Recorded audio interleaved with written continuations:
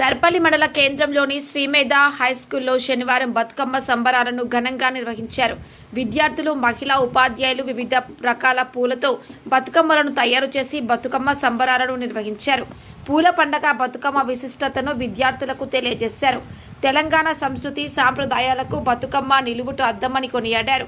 DJ చప్పుళ్ల మధ్య ఉపాధ్యాయులు, విద్యార్థులు ఆటపాటలతో బతుకమ్మ సంబరాలు నిర్వహించి బతుకమ్మలను గ్రామ శివార్లోని చెరువులో గంగమ్మ ఒడిలోకి చేర్చారు. కార్యక్రమంలో పాఠశాల కరస్పాండెంట్ మదన్ సురేష్, ప్రధానోపాధ్యాయురాలు జయరెడ్డి, ఉపాధ్యాయులు రమాదేవి, సోని, శృతి, శ్రావణి, రోజా, అరవింద్, మౌనిక, జ్యోతి, మౌనిక, రాసజ్ఞ, భావన, అశ్విని, విద్యార్థులు తదితరులు పాల్గొన్నారు. రూరల్ రిపోర్టర్ ప్రసాద్, దర్పల్లి మండలం, దృశ్యం న్యూస్.